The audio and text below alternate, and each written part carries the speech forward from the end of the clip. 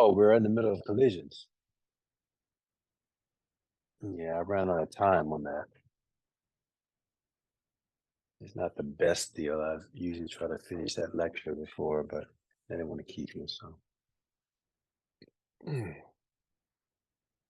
we're doing collisions, and we had started an elastic collision where both energy and momentum were conserved. Oh, maybe it's a good thing for me to go back and just start from the top and go through that first part kind of quickly, since so we can kind of keep the flow, or at least get the flow back. Kind of important with these problems, especially since I don't have an air track where I can demonstrate it physically, kind of doing it as a thought experiment. Um, so this was the completely elastic collision where basically they bounce, they collide without touching. And again, that might seem, like if you have magnets, on something and it's like on a air track, there's no the only, well, technically the only force, well, there's no forces doing work on it actually, until they collide, I guess. Um,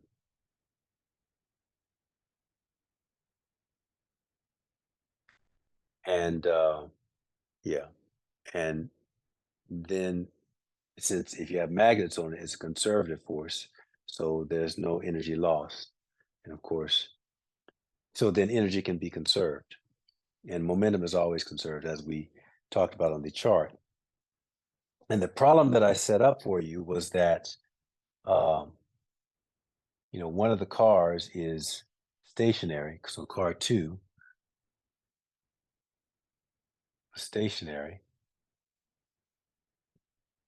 its initial velocity, car two initial is 0, and car one got some sort of thing on it.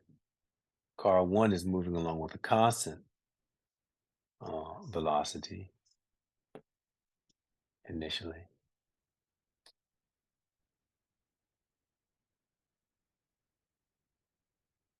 initial. And they're colliding, but they're not going to stick together. So I don't know. I don't know you know, how to dramatize that. Maybe I think, I don't know, like we'll put a magnet on it, it has a magnetic field, and so we'll do something. I don't know,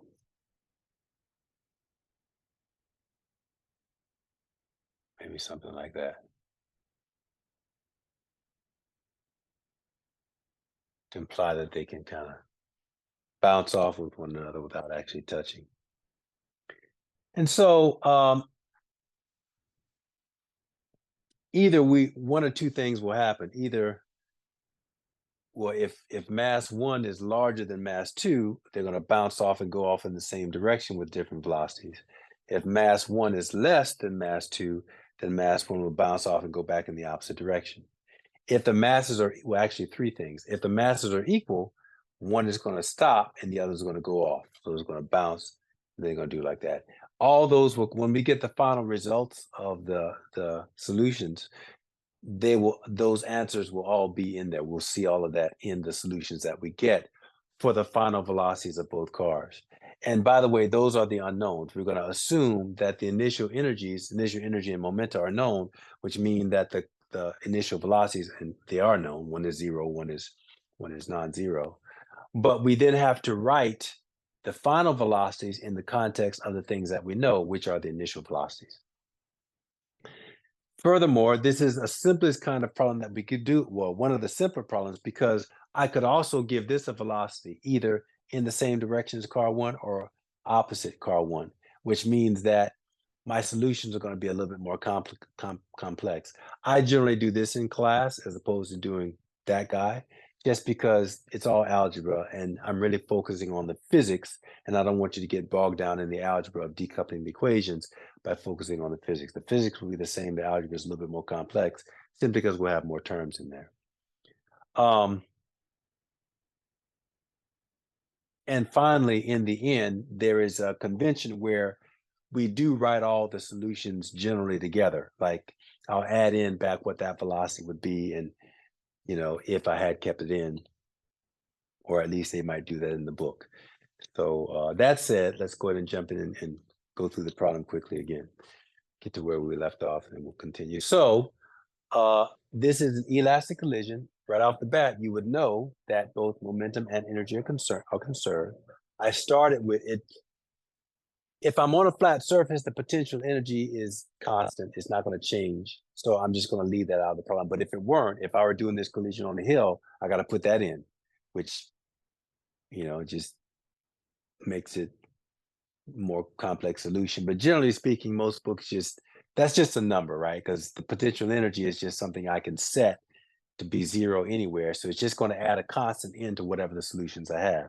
So generally people just say, well, just make the constant zero, keep it on a flat surface so we can focus on the physics of the more complex physics, which is what I've elected to do as well.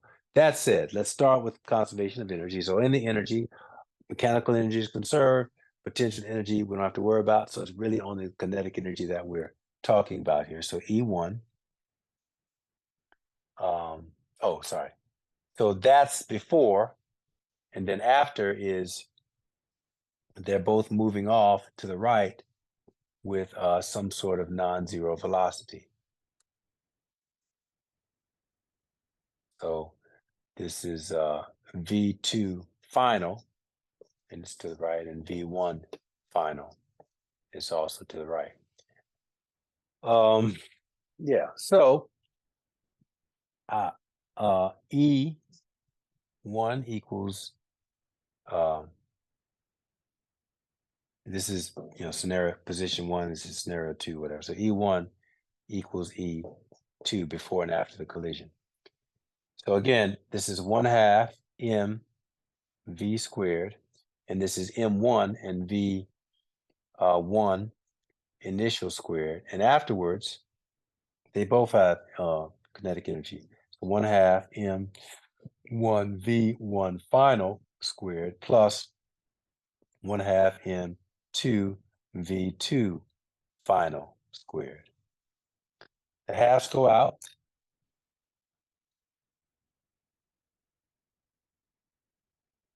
I'm going to take this m over, factor it out, and I'm going to have m1 v1 initial squared minus v1 final squared equals m2 v2 final squared. Here I use the difference of squares so that I could write it like m1 is v1 initial minus v1 final times v1 initial plus v1 final equals m2 v2 final squared. So I'm going to leave that for the time being. Now, momentum is conserved. I'm going to come up and apply conservation of momentum. Initial momentum equals final momentum. Position, momentum of scenario one, scenario two. And that's initial and final really is before and after the collision, and the one and two refer to, well, I guess same thing. So only the first car has momentum. So that's M1 V1 initial. And afterwards is the momentum of both. They're separate in vectors each. So M1 V final plus M2 V 2 final. I'm going to take this term over on that side and factor out the M. So I have M1 is times V1 initial minus V1 final equals M2 V2 final. And I think this may be where we stopped.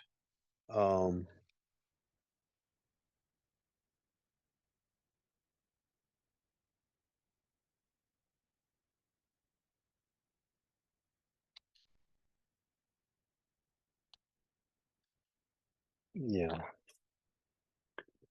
So what I'm going to do now is I'm going to divide equation 4 by equation 6. Just so there's no confusion about that, I'm going to rewrite them both so that they're clearly delineated here. So equation 4 is going to be M quantity V1 initial minus V1 final. And this is V1 initial plus V1 final.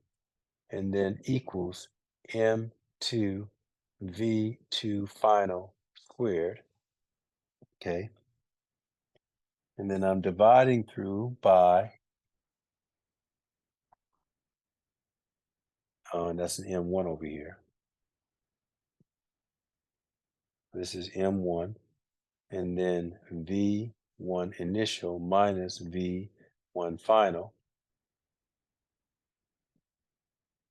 equals M2 V2 final.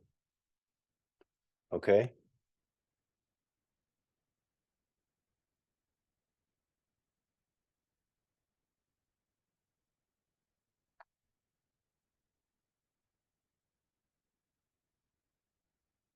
So M1 to cancel, M2 cancels, and then V2 and one of them are canceled there. And also in this thing, this guy cancels that guy.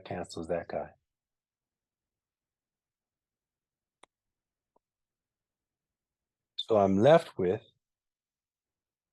V1 initial minus V1 final equals V2 final. Now,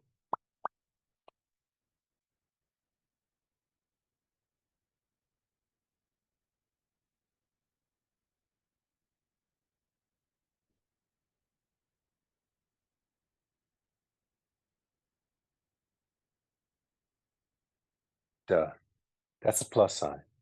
So this is plus, thinking ahead.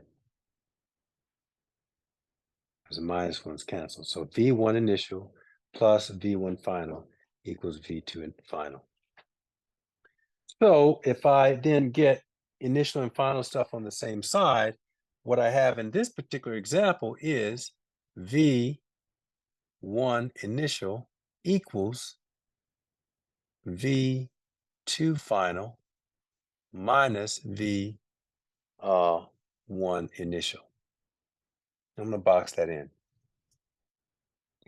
because that's a result. That's a significant result that we want to talk about for a minute before we continue. Now, ultimately, we've decoupled the equations. The issue is that we've got two unknowns. I think I gave you the overall bird's eye view of what's happening here. Is we're trying to find these quantities. We don't know them. And so, as I've always taught you with problem solving, you always have to have the same number of unknowns as you do equations. And so the final velocities are two unknowns. Those are the two unknowns for the problem. So we at least need two equations. And we have two equations. One comes from conservation of energy, and the other comes from conservation of momentum.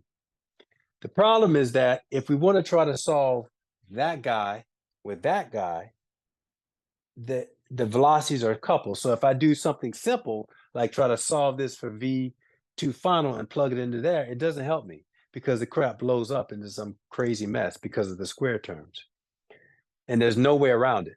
Like if you try to do it directly, I don't know anyway, unless there's some algebra genius that might could do it, but I've never been able to do it, and I've never seen it done. Where you do it brute force and then get a solution. I'm sure there's a way to do it, but I've never seen the way that what I have seen and what I do is I decouple that thing so that I don't have to deal with the square terms. So now I have another equation that has both the unknowns in it, V2 final. Sorry, I don't know what's going on with me today. It's V1 final. Should be that. It's this guy that I took over.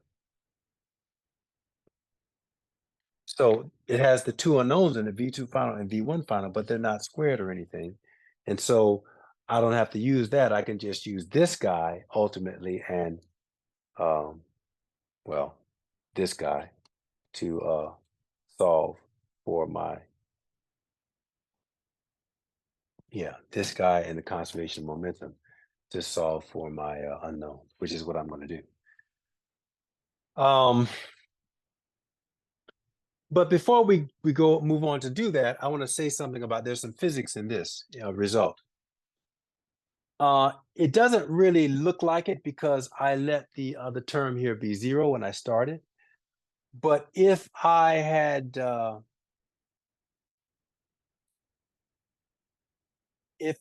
kept it in, there would be a um,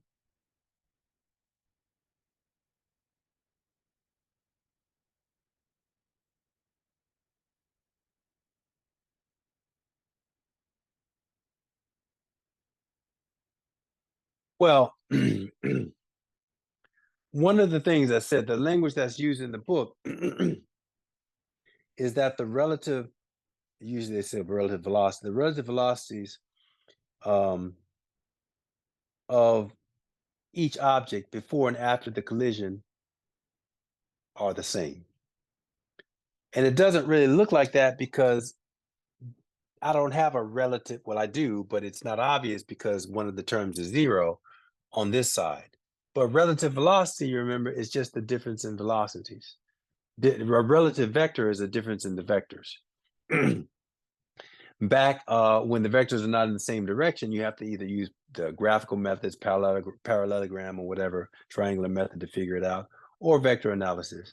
If it's in the same, coordinate direction, along the same coordinate path, then it's just a difference in those vectors. Like, like a bird flying along into a crosswind, flying 2 miles an hour into a 1 mile an hour crosswind, or 2 miles an hour into a 2 mile an hour crosswind. The relative velocity is 4 meters per second or mile an hour, whatever I said. And the ground velocity is zero, right? Because if he's flying that way and doing it. So, all that's we talk about that in that section of physics, like chapter 3 or 4, whatever it is. That's what we're saying here. That the relative speeds, and if this other term were in here, the more general term, the more general solution would be that uh in general, I think it's V1 initial minus V2 initial, yeah, equals V2 final minus V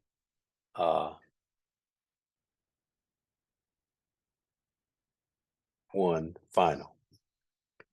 And so we say that the relative speeds for an elastic collision, the relative speeds of the objects before and after the collision does not change.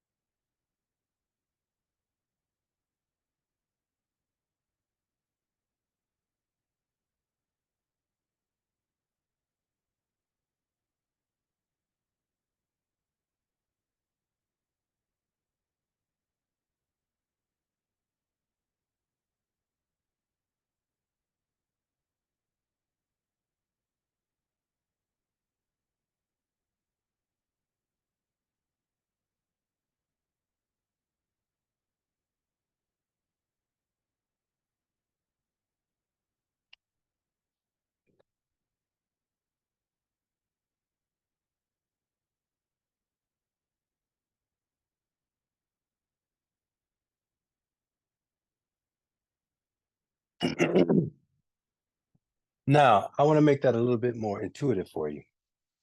Look at my hands here. This is car two, this is car one. This is what you would see. Something like that. Car two is no velocity. Car two has a pretty high velocity. I'm going to try to illustrate that.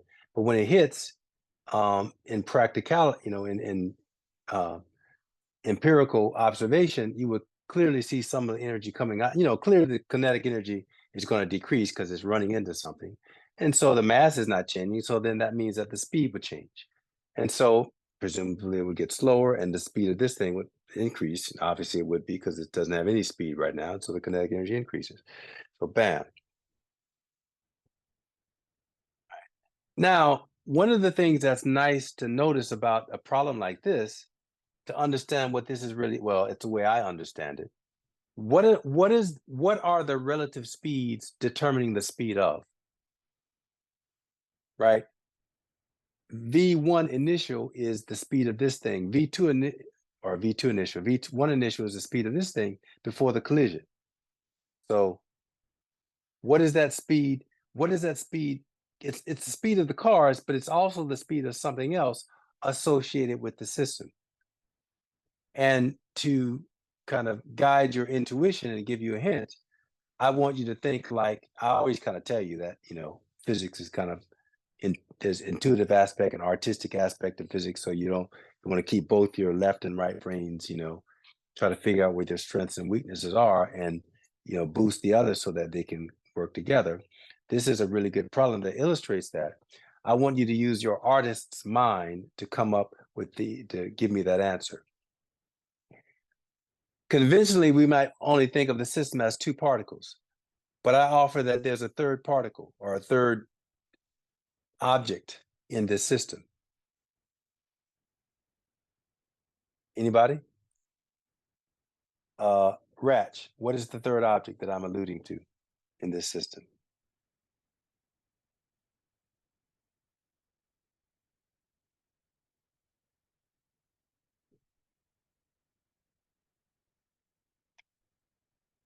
I've got two cars, car one, car two, car one. They're going to collide in an elastic collision where they don't touch to collide. Car one is coming along at a certain speed. It's going to hit car two because they're interacting with the magnetic fields in between, and so they're bouncing off basically without touching one another. So I'm going to try to illustrate that experiment, and and this is what it looks like.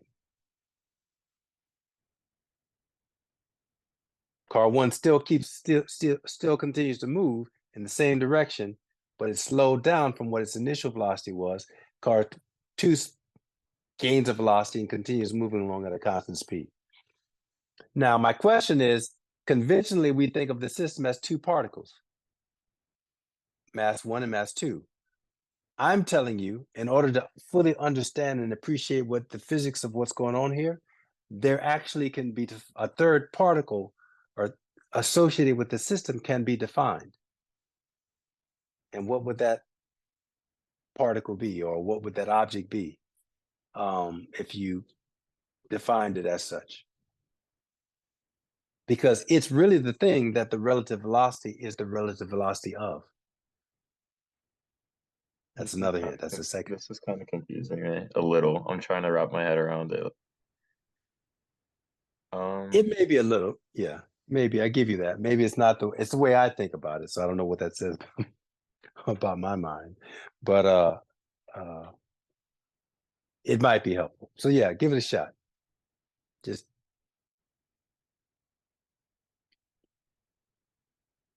and the real hint is to think like an artist, right? If I don't know if you've ever taken any art classes or drawing classes, but when you're trying to draw like still lives and things like that, has anyone ever taken a class like that? How do they tell you how to draw stuff? Like how do you they first it's really about seeing. You have to learn how to see like an artist. And how is that? What's the big difference? It's basically the way your left brain processes versus your right brain. And what is that? Nobody?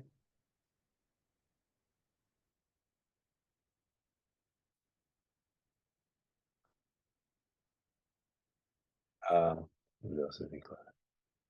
What is I'm trying to Joel. think because if particle in this scenario, particle one is mass one, and particle two is mass two, and then the moment they collide is when you take into account particle three.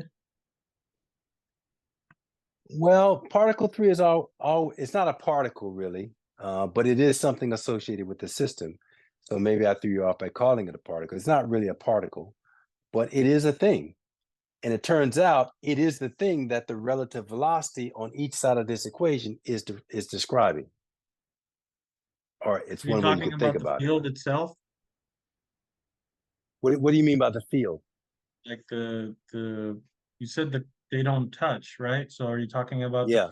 field between them? Okay, you're getting warm. No, well, let's just the field. That's not explicitly what I'm talking about.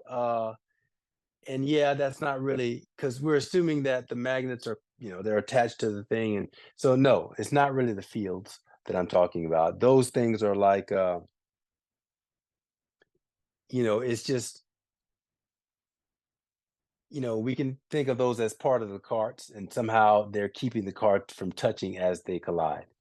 So not what I'm actually focusing on, and that also it doesn't fit the second criteria.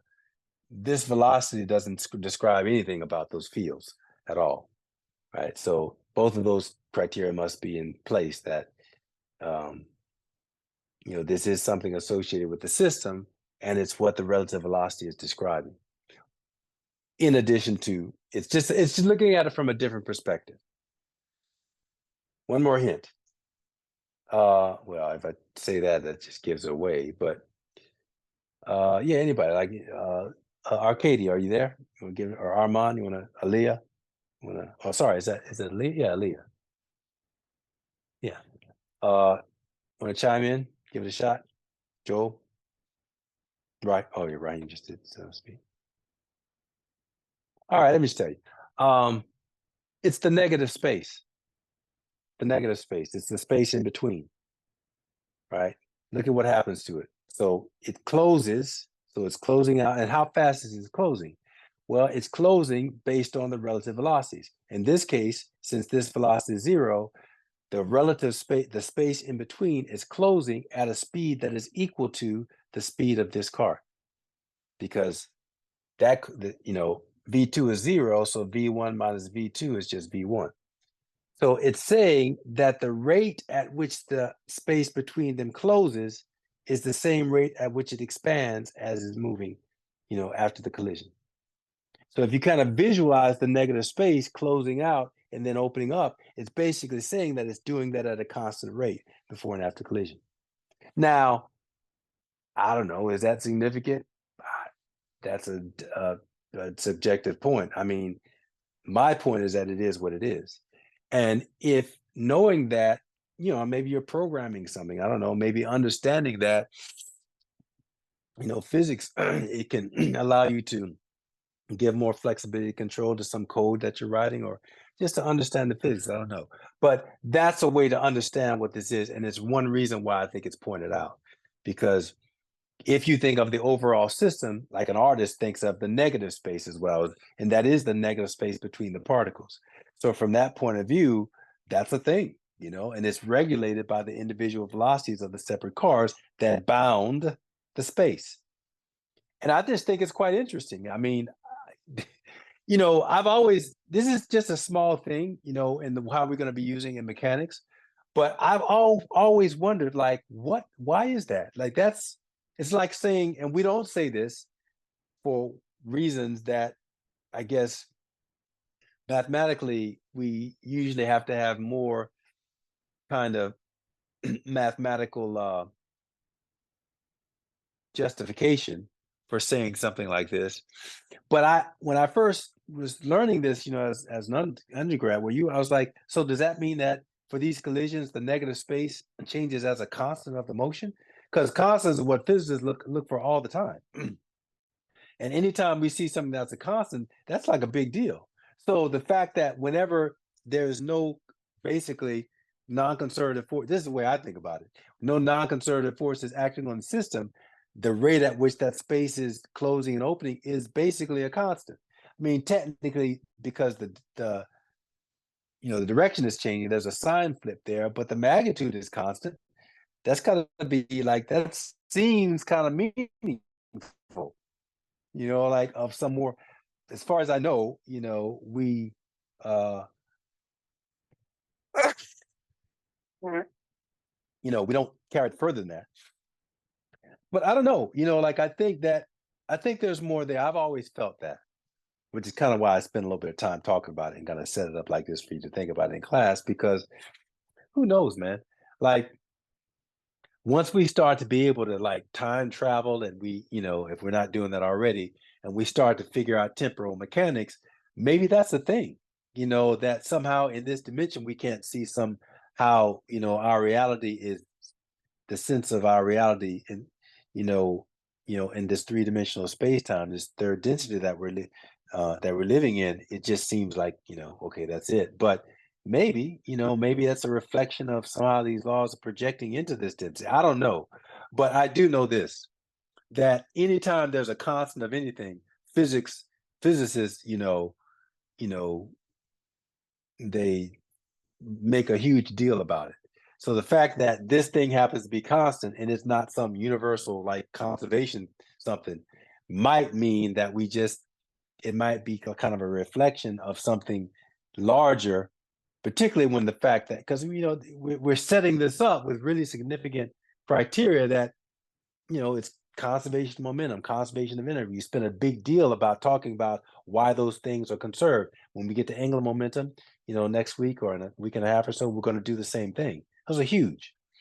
So the fact that this thing isn't changing, this space and time is like it has all the components of maybe being the projection of some larger, I've always felt that universal thing that's manifesting somehow in this simple, elastic collision here in our three-dimensional third density plane. Like it feels like something like that. Because why would that be the case? Like the space-time, change is constant when under these circumstances. I don't know. I'm just saying, you know. Uh uh I've always speculated about that with regard to this thing, this point. Your book is not going to go there. They are going to point it out. They're going to box it and make a big deal of, at least point it out in the way, but then they're going to move on. So I just put that out there just because I'd like to point that out when I get to this point with this, because it just always, it's just one of those feelings. Like, and as I become a better physicist and a better professor, every time I come across this, it's like stronger and stronger. That little intuition. You know how like when you feel like you forgot your keys, when you walk out of the door, or you know, you're doing a problem and somehow you feel like you got it wrong, but you don't, like there's just this feeling. Every time I come to this, I always have that feeling. And it's been happening for for 35 years. And it gets stronger every time. So I just putting that out there. Maybe some of you guys, you students, will, you know, maybe that'll be something that when you're doing your research and working on your Nobel Prize projects, you remember that Professor Gamble said that, and it might help you, with something. Who knows? But I think there's something there that we don't that's in there that we haven't figured out. I just feel, but we might have to go to some higher as do this stuff in like with relativistic, and there is problems like this when we get to relativistic mechanics. What if the stuff is going at the speed of light? What happens to these types of collisions and these theories? And there's transformations and things we have to talk about, or will talk about if you're in those classes. But then, who knows, man? Like maybe you could think of going through a time portal as like a collision. I don't know, and it would be a concern. Maybe it has some implication with that, right? If you're going through a wormhole, right? Because maybe that can be thought of kind of like a collision or something, and maybe it would be it would be both momentum and energy conserved, because I would assume, because you know there's conservative forces. So maybe in that circumstance, maybe there's something there. It just, I don't know. I know I'm beating a dead horse here, but that's why I bring it up, because I don't know, it just feels kind of weird that we got a constant and then that we just don't do anything with it or say anything else about it. But then it's a constant of basically a constant of the collision, a constant of the motion, which is huge with everything else that we do. Anyway, that said, let's drive on and try to get these things derived. And I've gone over, well, we had a long discussion there. So I think I want to finish this thing before we go to break, if you will bear with me. I know we've probably getting a little bit fatigued right now, but we're just there to finish out. So essentially what I'm going to do is I have to now I'm going to basically I've uncoupled the things and I'm going to take this equation here and this guy here and just solve them simultaneously. And I can do that. So I'm going to solve this guy for, I guess I could take it back from this equation.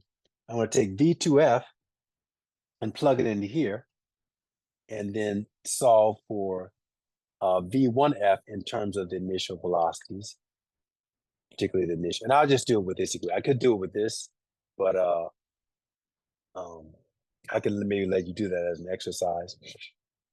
And they will have the solutions in the book, but I'm just going to do it with the one that I started with the second velocity being 0. So it simplifies the generalized equations a little bit more, but I'll let you can work it out for yourself.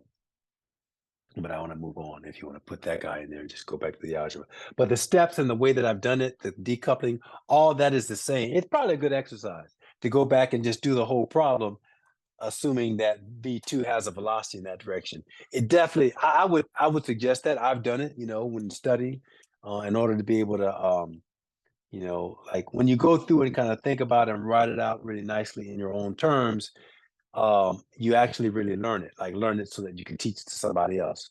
So there's value in doing that.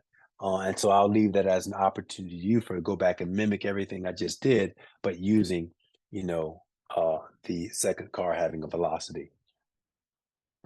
Okay, so I'm going to erase a bunch of stuff. I'm just going to keep these two equations, and then that's what I'm going to do. I'm going to solve, you know, this guy for V2F, which is this equation A, substitute in here and get a solution. Then go back, solve this equation for V1F, substitute it into this to eliminate V1F, to then solve for V2F in terms of the initial velocities of the system. And then that'll be, and then we'll take a break. So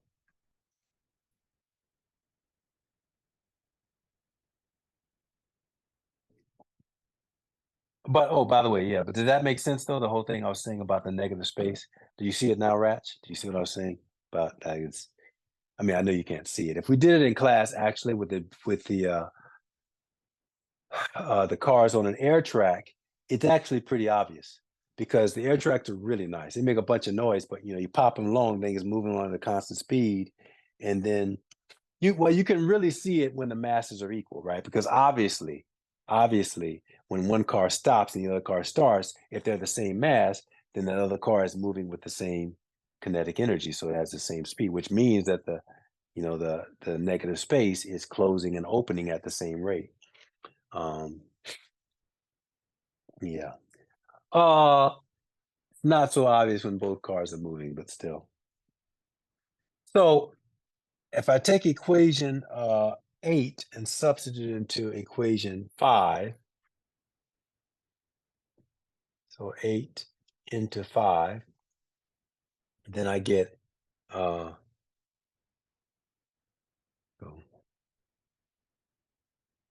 equation 10.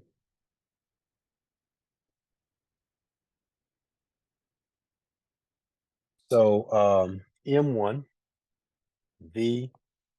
V1I equals M1 V1F plus M2, and V2F is equal to V1I plus V1F, distributing M1 V1F, and I get plus M2 V1I plus M2 V1F. I'm going to bring M2I, the initial velocity, over on this side. So that's 12. So I'll get M1 V1I minus M2 V1I equals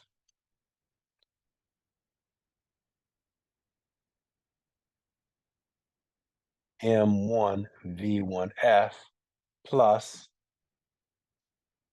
M2 V1F.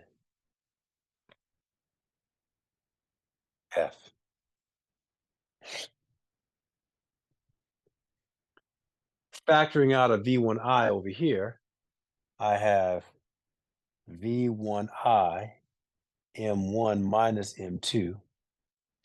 And factoring out a V1F over here, I have V1F equals M1 plus M2. And there you have it. So I have V1F is the only unknown. So when I solve for V1F, I get that the final velocity of the first car is equal to V1I times this. I like to write it like this, M1 minus M2. So put the ratio of masses over here by itself as a term, divided by the total inertia, M1 plus M2. Can you see that? We can see that. My ink is fading.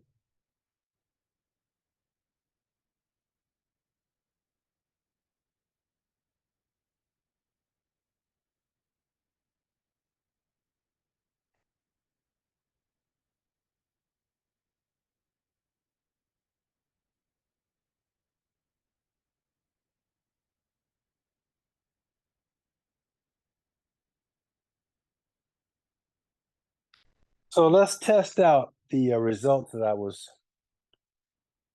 telling you that we would have gotten in our thought experiment if we had done we just do it right here with this guy. If mass 1 is equal to mass 2, then the final velocity of the first car is 0, because this term is going to take it out. M1, M minus M would be 0. If mass 1 is greater than mass 2, this number is positive because M1 minus M2 would be a positive number. And of course, it's always normalized by the total inertia, but that's just a normalization factor. And so, yeah, if mass 1 is greater, they collide. That's the scenario that I gave you, that they collide and then car 1 moves on with the same direction, but just a smaller speed. And it definitely is smaller because, you know, this number here is would be less than 1, because obviously the difference in M1 and M2 divided by the sum of M1 and M2 is a number between 0 and 1. So you're multiplying the initial velocity by a number that's between 0 and 1 will give it a smaller magnitude than the initial velocity. And finally, if M1 is less than M2, then this number is negative. So this ratio is negative, so then the velocity is negative. So that means that it not only is the magnitude smaller, but it bounces back and goes in the opposite. It bounces back and goes in the opposite direction. All right. So that's giving all the different possibilities that we could see experimentally.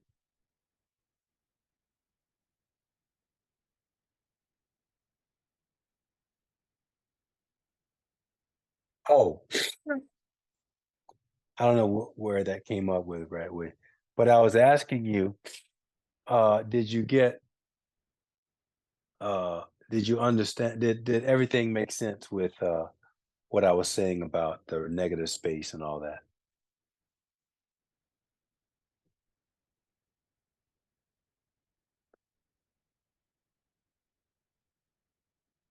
I was just responding to your question. I don't know when the question came up, but it said, could I repeat the thing that I'd asked you? I don't know which question that was, but I think the last question I asked you was it all good with that whole speech I made about? Oh, I think he had written that earlier when you were asking about the car collision stuff. Oh, okay. All right, cool. Thank you. But just in general for everybody, does that whole negative space thing, you get what I'm saying with that and what's up with this? Any questions about that? Oh, good. All right. Oh, making a bit more sense, but yeah, cool. All right. Yeah. So the last one is now we just do it again. We take this either one, equation 9 or 10, and solve it for. We want to basically eliminate v. For this we eliminated v 2f between the equations. Now we want to eliminate v1f between these two equations, and that will give us something in terms of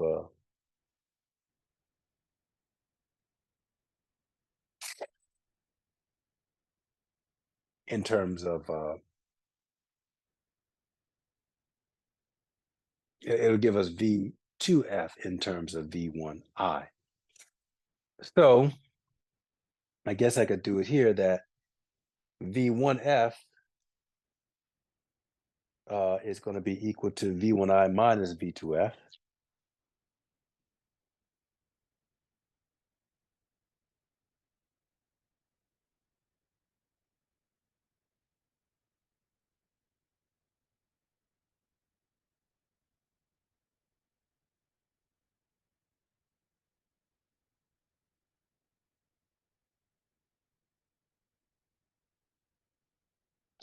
v1I minus v1f.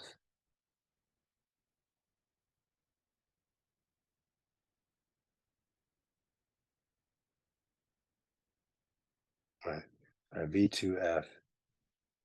I don't know what I'm doing. I just wrote this thing. I don't know what it's just nonsense. What I'm trying to say is that v1f is equal to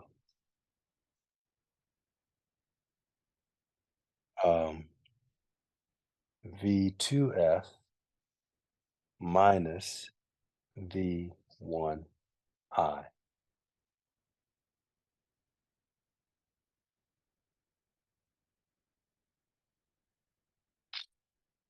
That's what I'm trying to say. And so now I'm going to take equation 16 and put it into this term, into 5. I'm going to erase the rest of this because I don't need it anymore.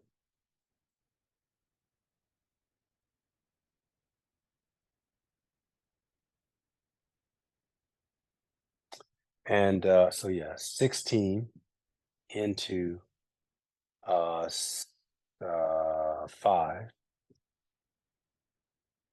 17, we're going to get M1 V1I equals M1 times quantity V2F minus V1I plus M2 times V2F. Distributing M1 V1I equals M1 V2F minus M1 V1I plus M2 V2F.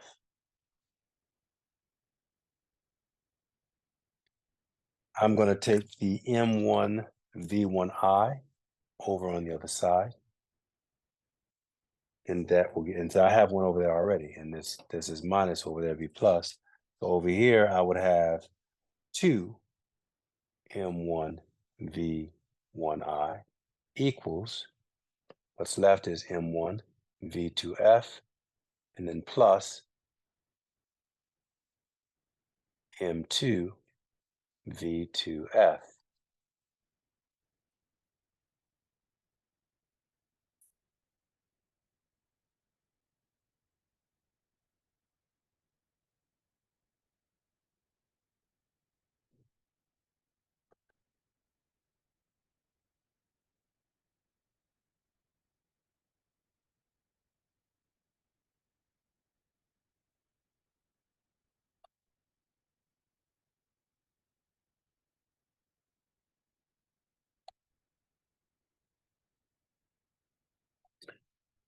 So what now? Yeah, so I can factor out a V2F here.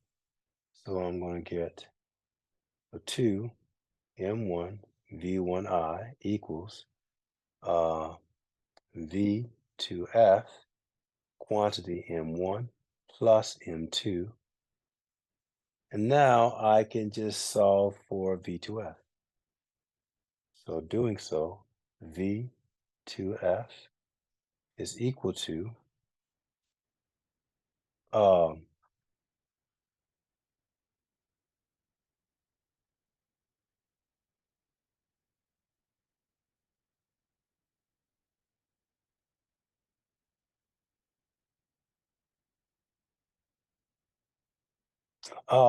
so it'll be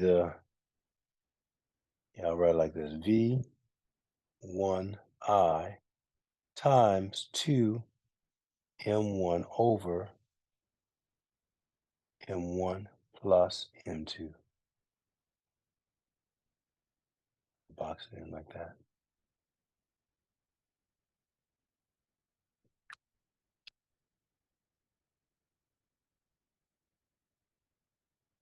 Yeah. And so if we evaluate that solution, let's take the situation where M1 and M2 are equal. If that's the case, I've got 2M at the top, and on the bottom, M plus M would also be 2M. So that's just 1. And it's saying that the final velocity of the second car would be equal to the initial velocity of the first car. So that's a scenario where they hit and one car stops and would move on with the same velocity.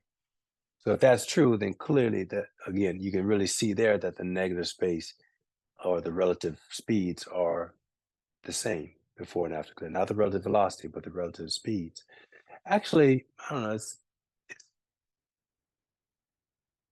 yeah, yeah, well, the relative velocity is definitely is there's a sign change, I guess. Yeah. If you define it, yeah, because here is 1 minus 2, here's 2 minus 1. So, and that's because one is closing and the other is opening. So, yeah, the best thing is what they say is that the absolute value is when they say the speed, you know, I say speeds, I don't know, I have a problem with it because the book always says velocity, like a lot of books, but I think that's actually technically an error because the velocity, it flips a sign, right? One is closing when you think about the negative space, one's closing, one's opening. And also here we kind of flip it around, like relative velocity, you have to define what, you know, but is it based on final? It can't be based on final minus initial because it's like before and after, right? So I I I don't know, like this may be some issue on my part. Every book that I've ever seen this in, they write this as relative velocity. I make a point to say relative speed because I don't know whether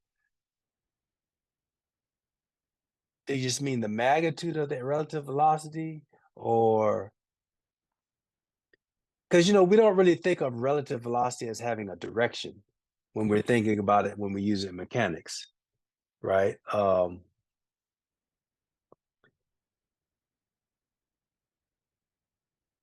I guess we do. But it's really just yeah. I guess that's not technically true, but they're always dealing with the absolute value, right? So like in the case, in the case of the birds, you know, in the wind, right? The bird flies along at 2 meters per second, the wind flies along at 2 meters per second in the opposite direction. We just say the velocity of the bird relative to the wind is 4 meters per second, right? The velocity of the wind relative to the bird is 4 meters per second. The velocity of the bird relative to the ground speed is 0, right? Because we see that at the beach all the time, like when the seagulls are flying against the wind. So, but if you actually think about the wind and the the bird, yeah, their velocities are opposite one another.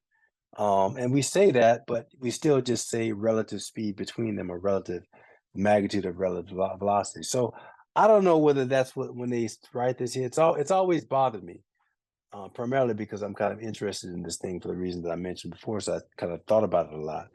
But I don't know. I'm going to say speeds, relative speeds. I don't think that's incorrect.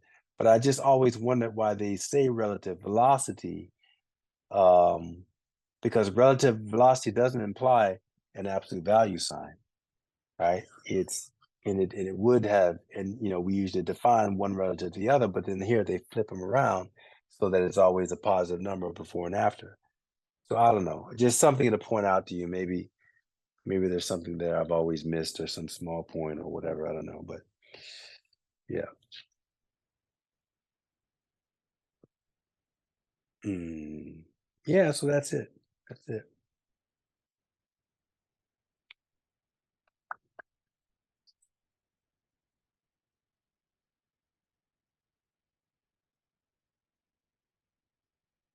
Mm.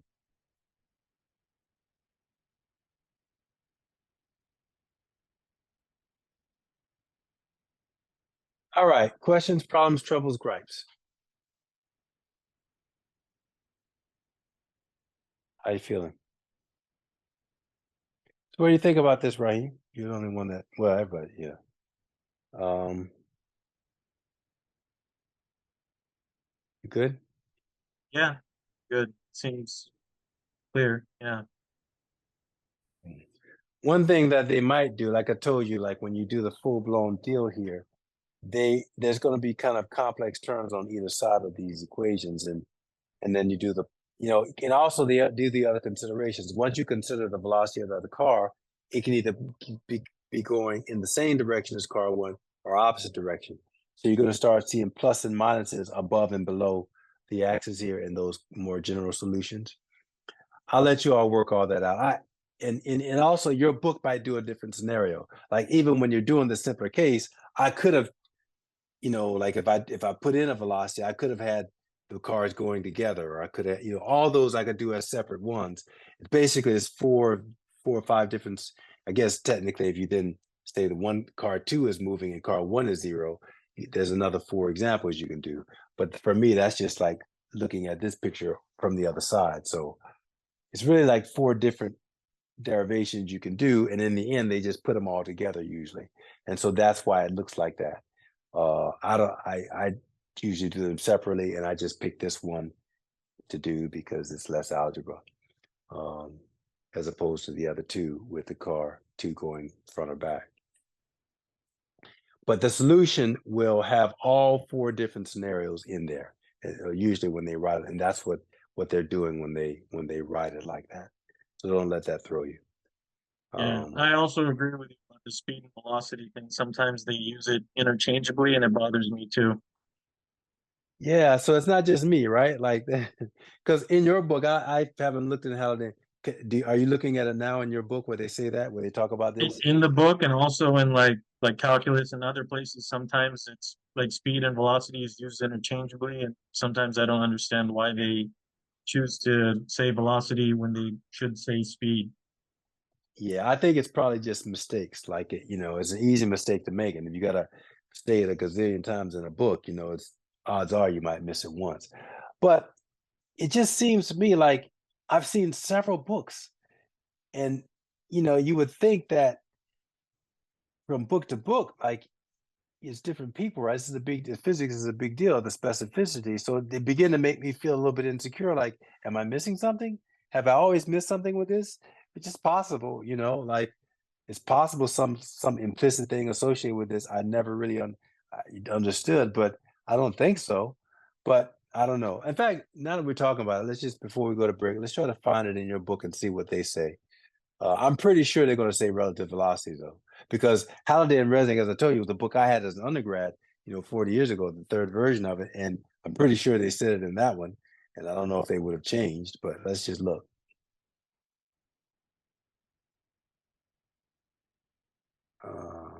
Where's the book? Thought I had one open. Oh yeah. Yeah. Oh, I mean, yeah. Yeah, okay.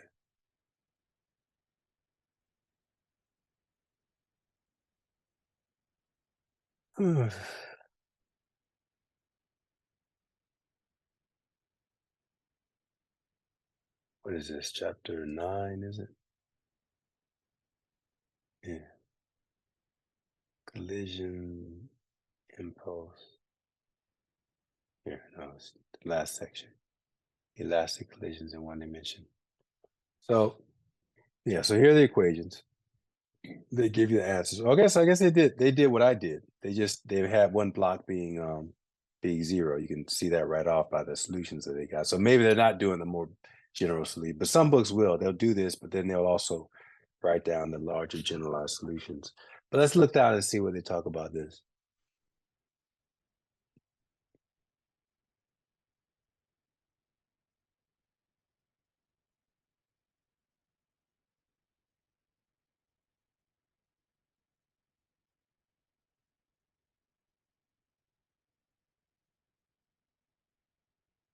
Here's a moving target and talking about.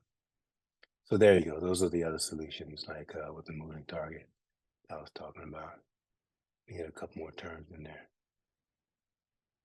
So here you go. It's general study. Maybe this is where you're going to talk about it. Chain reaction, elastic collisions. Key ideas. You know what? I don't see that they said anything about that here. That's two-dimensional collisions. You know what?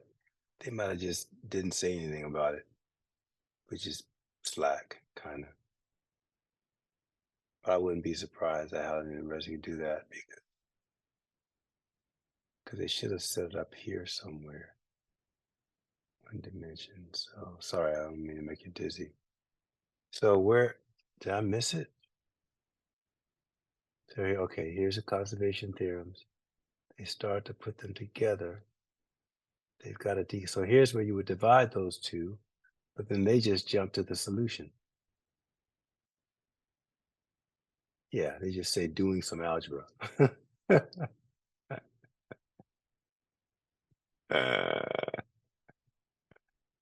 Well, it would have been in there, like here, if they actually did the algebra. That comes out. It's kind of, I don't know. They don't even say anything about it.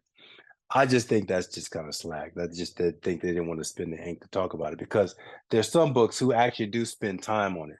That reference book that I gave you for Sears and Zemansky, I know for a fact that they do.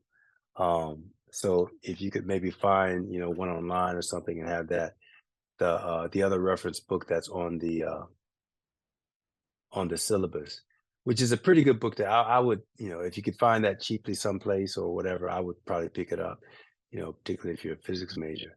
But even if you're like an engineer or scientist, it's probably where then they will have a whole paragraph where they'll deal with it. That's a little bit disappointing. I don't know why Holiday Resnick does that. I don't see them deal with it any other place here.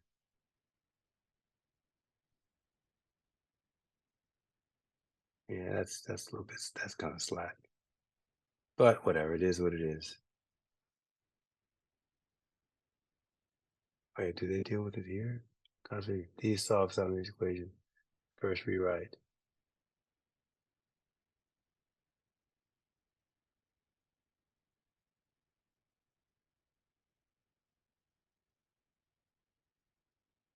That's not quite it, but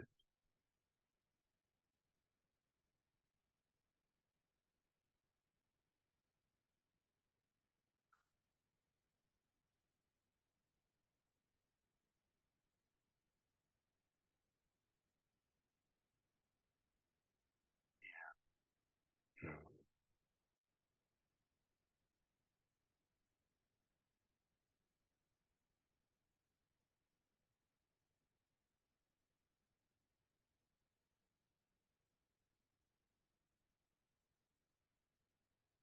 Sometimes they handle that in that's two-dimensional equations. Sometimes they'll do it in the problems.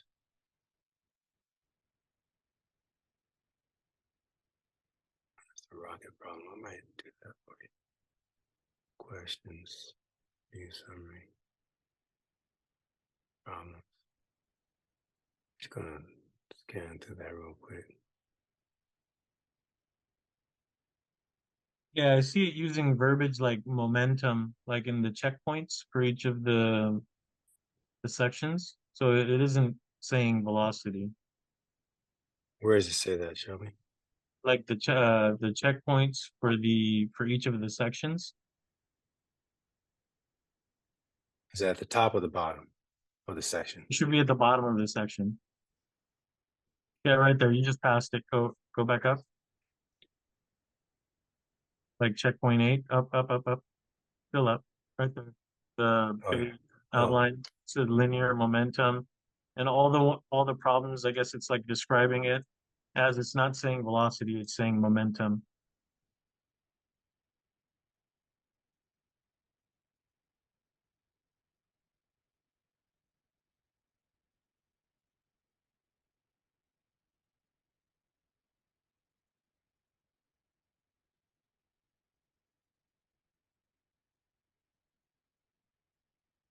well, yeah. Okay, but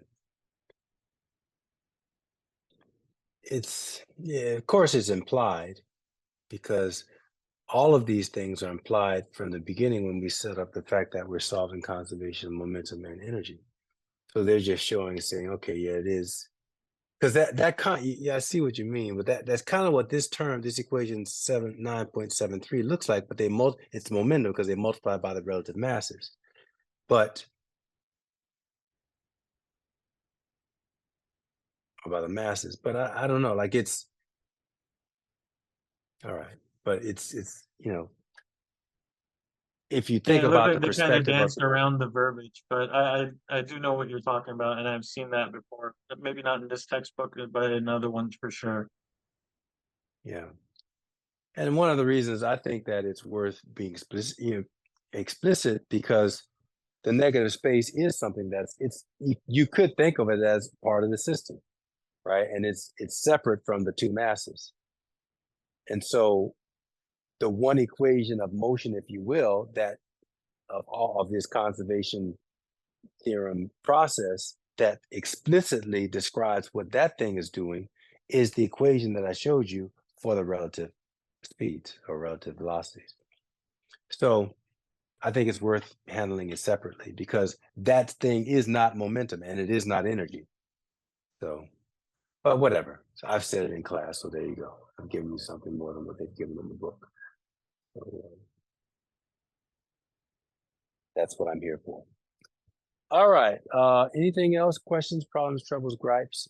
Before we're kind of, I think. Oh, we got two-dimensional motion and the rocket problem. I'm not going to do that in class, but I actually might do it as an addendum this week. I have posted some things outside, but I maybe not this class so much, but I think I will do that this weekend. Do the rocket problem and derive that for you and have that as an addendum lecture. So, because it takes a little bit of time to do, probably half a class to do it well. I think at least an hour or so to explain all the little details, and so I could just do a little side lecture and post that. And the This week. difference with the rocket problem would just be that the mass is variable, right? Yes, yeah. I mentioned that the other day. That's right. It is, and that's thrust. There's stuff in there that I like to talk about that we don't really. It's the only place where we would deal with that stuff here, at this level of physics, and we don't really deal with it as rigorously as we could with Newton's laws and integrals and stuff. We deal with it with conservation of momentum. So it's a nice thing to be able. It's a pretty complicated problem actually, but with momentum, it just it's really intuitive. It falls right out. It's a really nice application, and it's something that many people actually do use. Like if you're into rocketry, this rocket equation, that's the thing that you use to design the rocket actually, so it's really nice, for that you could do something like that at this level and be something that is very practical and useful. So yeah, I'll probably do that for you. And cool. Yeah. So once we do that, I'll do basically once we come back out of break, it won't take me the whole, two-dimensional collisions or pretty straightforward. It's just the same thing in both dimensions, you know.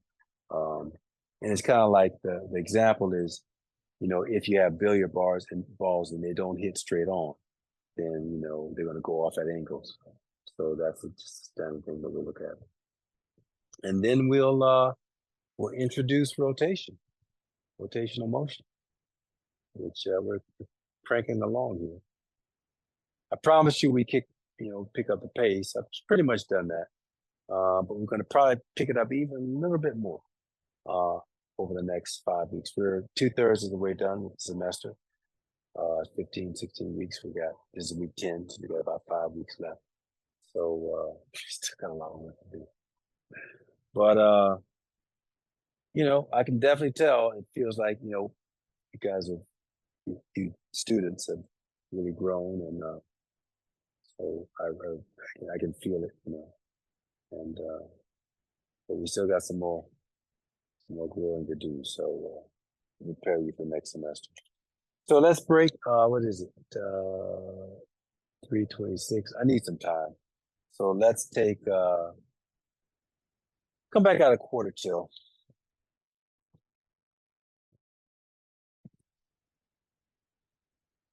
Okay, so I think we're back. Here we're going to now finish up the chapter with two-dimensional collisions. And I think I did upgrade the modules. So the homework this is week 10, homeworks for chapters 9. And quizzes are in that thing. And I'm going to probably put out another lab for you to do next week sometime. So we done 4, we'll do about maybe 8 or so, at least. Yeah, so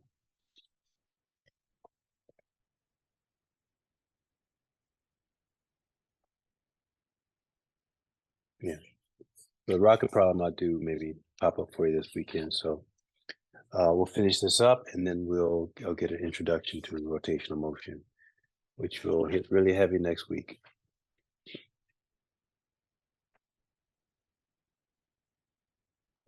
Two-dimensional collisions.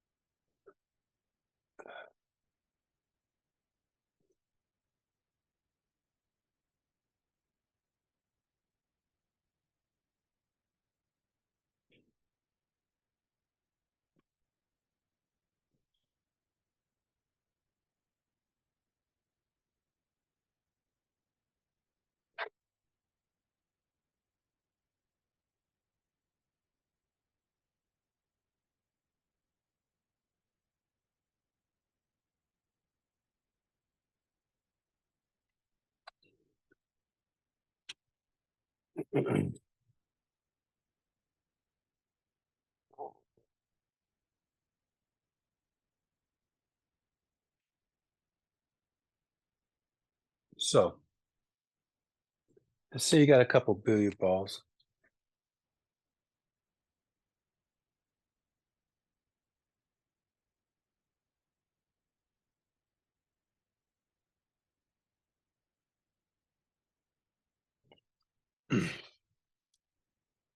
Actually, this would be from the top down. So we're looking at it as if we were at a table, a pool table, but we're looking at it from the top down. And maybe the balls are, this represents a line that would go between maybe the center of mass of one ball that's lined up like that. So maybe,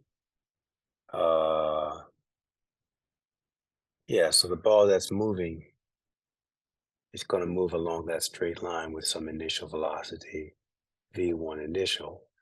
And again, we'll have ball 2 with no initial velocity. So this is ball 1, of course.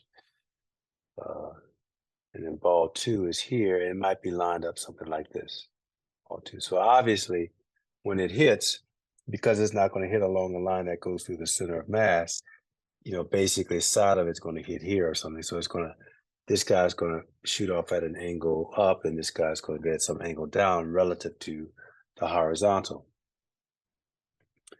So, and we'll give this initial velocity, sure, still of 0. Okay. So it's just a basic collision, off-center collision. So here's the point of contact. So here, what we'll say is, if this is a line that represents the horizontal, ball 1 is going to shoot off at some angle up here, maybe.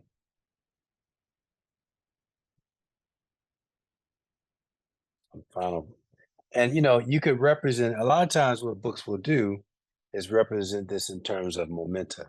So, you might say something, well, this is, in fact, more advanced. They won't just do velocity, they'll do momentum, which is some momentum 1. This is block 1 final. And that's just mass 1 times V1 final. I could have done the same thing here, like the initial momentum 2 equal to 0. And the initial momentum here is known, 1 initial, which is equal to M1 V1. And because momentum is defined in terms of velocity, the momentum and the velocity will always be along the same direction, the linear momentum, that is. Not so much so for angular momentum, but the linear momentum and the velocity, the linear velocity will always be parallel to one another. And so it pops off at an angle θ1. And in block 2, we'll do the same thing. I'll use a different color to help guide your eye. Does so at, some other angle relative to the horizontal. So that's 2, and that's P2 final is equal to M2 V2 final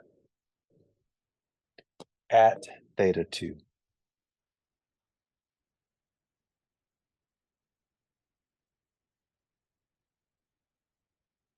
So momentum then has 2 components. It's going to have a component along the x direction and the y direction for each ball, respectively. Well, I won't start with that first. First, I want to point out something else. Then we'll get to that.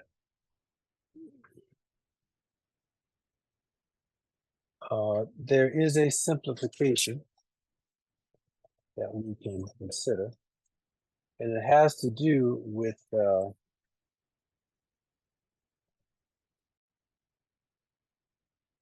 what's it have to do with?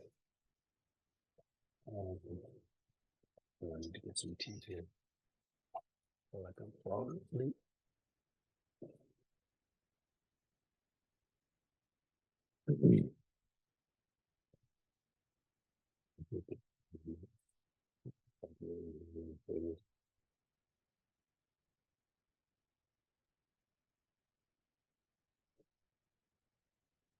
Sometimes we can have a shortcut to a more full-blown solution with two-dimensional collisions. If a particular scenario is satisfied, and that scenario or situation is the following.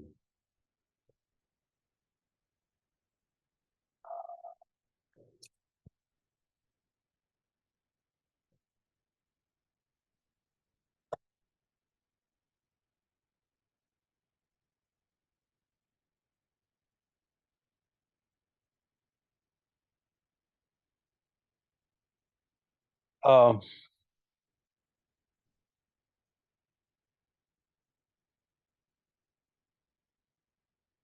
well, momentum, when I'm doing collision problems, momentum is usually the thing that I start with simply because it's always conserved, whether it is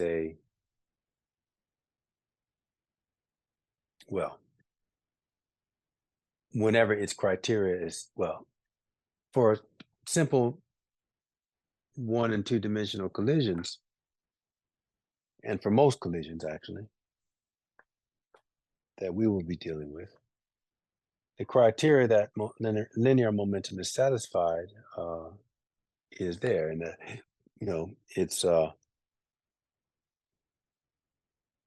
net external force is 0. Since the two objects are part of the system, and sure, they're forcing on one another by Newton's third law, but the forces are equal and opposite, so they cancel out. But even if they didn't cancel out, they're not external forces. So momentum would still be conserved, even if for some reason, somehow, some violation of Newton's second law, the forces that the two objects apply to one another is not the same. Still, momentum would be conserved because, as I said, those forces are not external to the system because they're part of the system. Both objects are part of the system. So momentum is one of those rugged things that, like it's pretty much going to be applied. Conservation of linear momentum in these kinds of scenarios. So we'll start with that consideration first. And we can say that when one particle is initially stationary for two-dimensional component, and that's the criteria for two-dimensional collisions,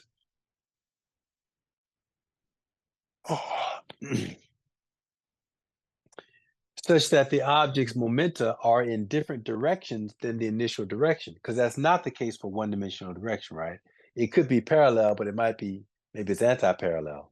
But that's a different scenario, because what I'm saying here is that you have to, for two-dimensional motions, the two momenta after have to be moving off in different angles relative to the angle of the initial momenta to the horizontal axis. In those circumstances, when the initial, and of course that will always be the case because we're starting off in two-dimensional collisions, otherwise it'd be one-dimensional. If that's the case, when one of the objects is stationary, conservation of momentum may be represented as a vector triangle.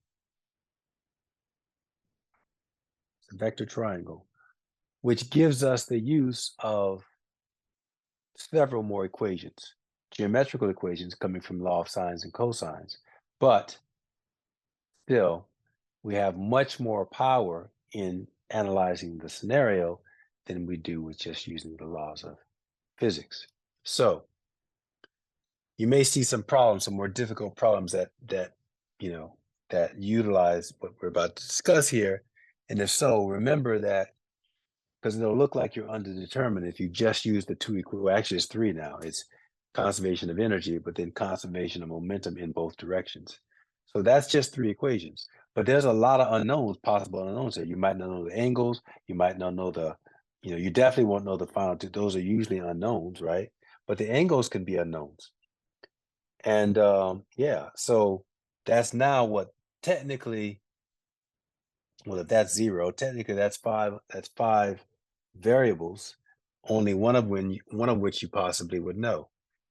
And so that's right there, that's overdetermined. You only have three physics equations: conservation of energy right at the collision, and then conservation of momentum um, for each coordinate direction. So you could possibly very well be underdetermined, given if they wanted to make it a more difficult problem, and it looks like you can't solve it. But you've got 6 other equations, as I show you, actually 7, I think, if you consider that you can create a vector triangle out of the initial momenta and the two final momenta. So let me show you. First, let me write the statement. When one particle is equal to, for two-dimensional motions, obviously, It's a caveat. When one particle is initially stationary.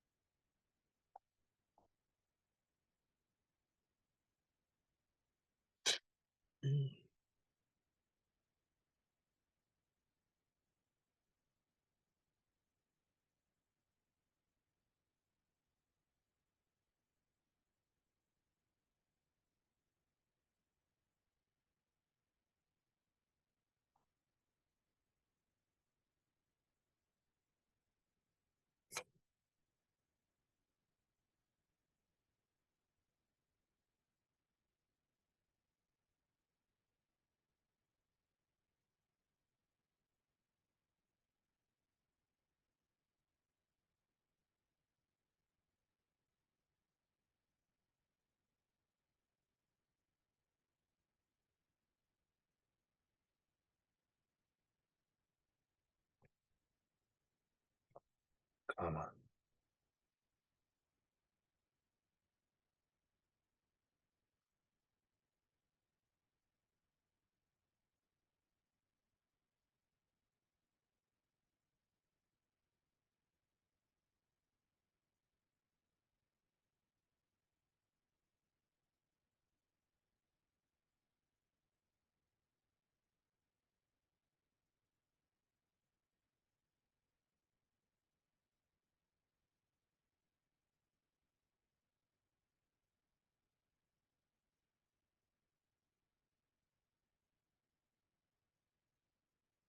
Conservation of momentum may be written as a vector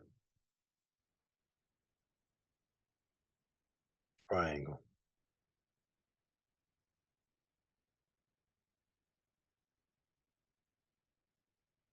Okay.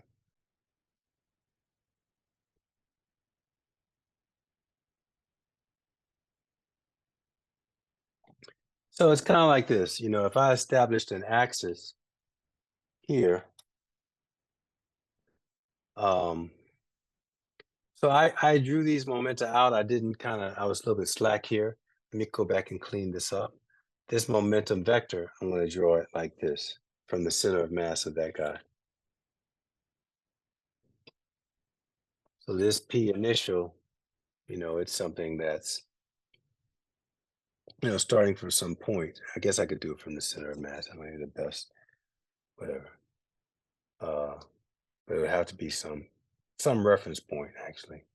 Actually, let me do it like the deal. Yeah, so some reference point behind the ball where it started moving like that. And its momentum is this guy. P1I. So it's a vector. So I could take that vector and I could project it over, again, I've always told you, as long as you don't change the angle or the magnitude, you can project it all over the two-dimensional space. So I'm going to project it down here. Actually, no. Well, there's some, yeah, because I want to make it a vector triangle. Yeah. So yeah, I can, yeah. Uh, what am I trying to say?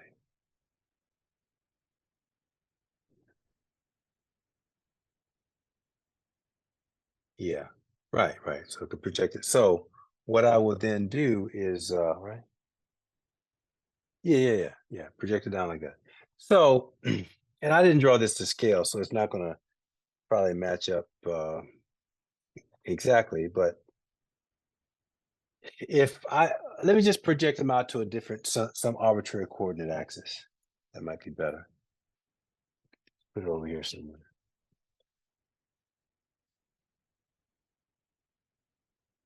X and Y.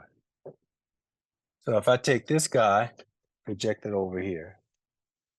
In fact, I don't really want to even do that. I just want to project the vector out. I don't need to have a coordinate system.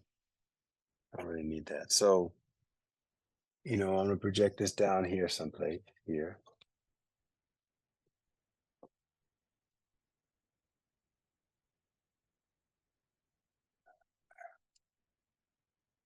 It'll be a little bit longer than the other two. The magnitude should be. Maybe that's just a qualitative estimation, but it should be. And then I'm going to take this guy and project it something like this. So up here. Okay. I keep this relatively same angle as I did before.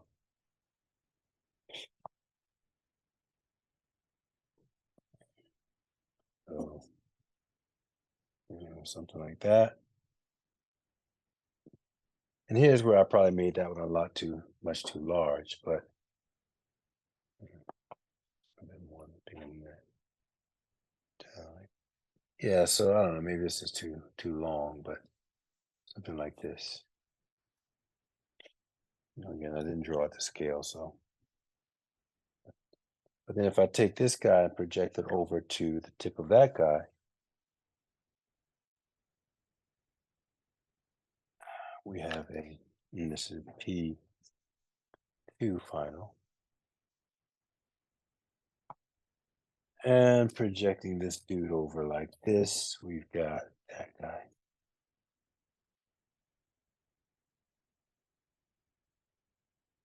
P2 initial. All right. Now, this angle here is obviously theta 2.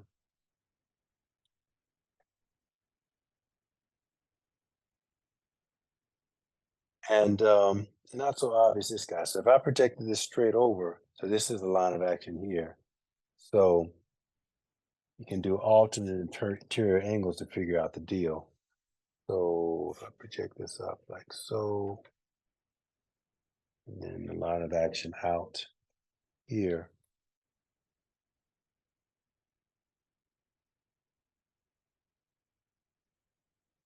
So let me bring this back. Let's put it here, P1 initial. Check that out. So obviously this is theta 1, yeah. So then that means two bisecting lines. This is also theta 1. Okay.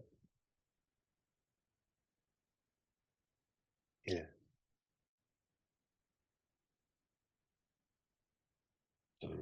So now yeah, so we can do that. And so uh this is nice because we can we can use the law of sines and cosines, and we basically have three laws of cosine that we can use for I'll kind of remind you of that law of cosines.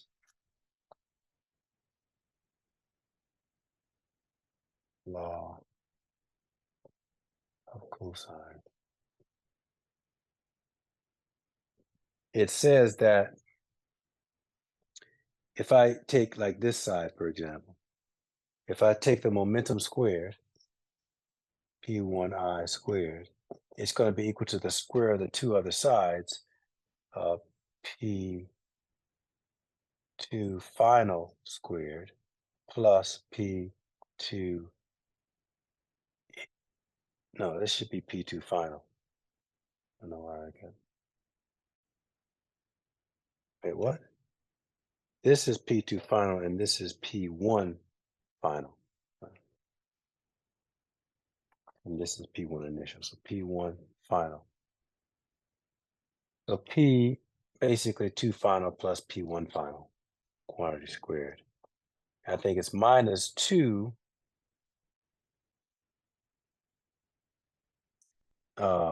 P2 final P1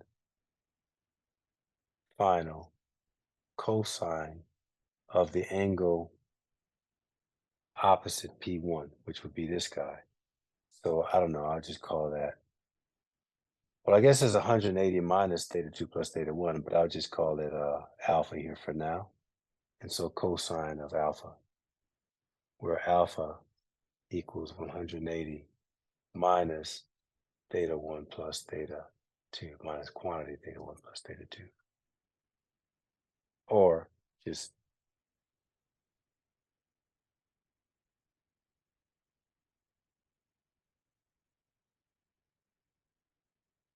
yeah, I don't know. Yeah. So that's one possibility. And just go to and do all the sides. So the other possibility is that P1 final squared equals P1 initial squared plus P2 final squared minus 2 P1 initial P2 final times the cosine of the guy opposite this P1 final, which is theta 2. And finally, this side, so P2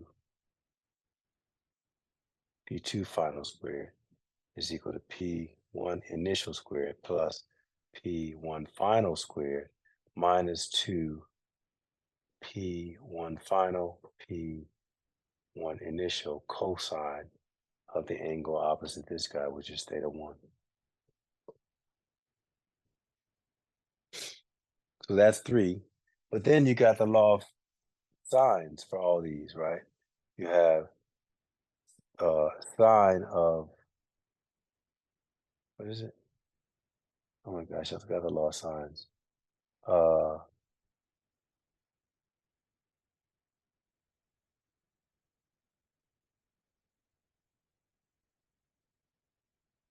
gonna have to look it up. I forgot.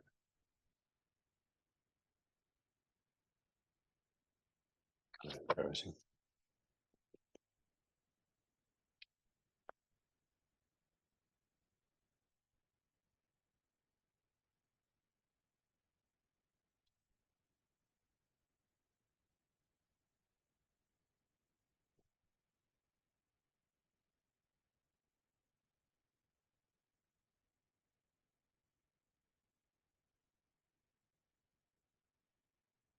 I'm gonna have to put the law of sines in there.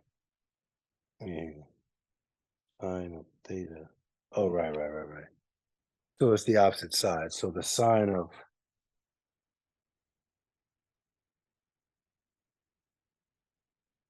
like the sine of theta 1, the sine of theta 1 over P2F equals the sine of alpha over its opposite side, P1 initial equals the sine of theta 2 over P1F. So there's at least 5 equations, 1, 2, 3 equations in that. So yes, another 3 equations. That's 6 equations that you now have. And that's not even physics, that's just geometry. All right, so you're going to be well determined, over determined actually, if you use that in conjunction with what we're about to do, which is the physics, the conservation of energy and momentum in each direction. Let me get some tea real quick here, turn this thing off, wrap up.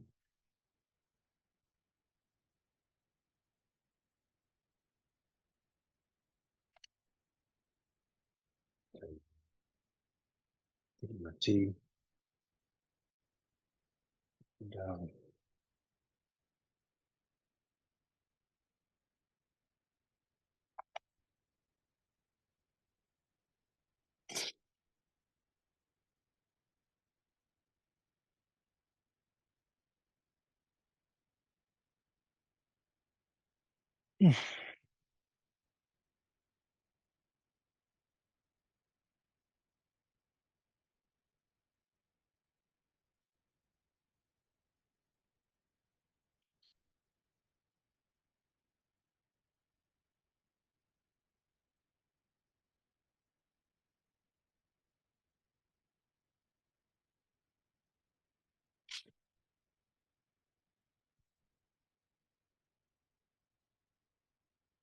all right.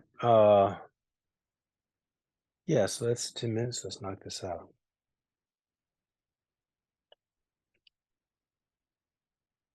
Well, the energy equation is pretty straightforward. Let's do that first. That's the easiest. Which is that, assuming it's on a flat surface, you're looking down at the top from the top. It doesn't have, the potential energy doesn't change. So it's the kinetic energy that changes. So we end up having, we'll pick up a lot of space over there. So I'm struggling here with space. So kinetic energy is pretty straightforward. Like 1/2 mv squared of this is equal to 1/2 mv squared of both of these after. And that's it. So E before the collision equals E after the collision. So 1/2 mv 1/2 m1 v1 initial squared is equal to 1/2 m1 v1 final squared plus 1/2 m2 v final v2 final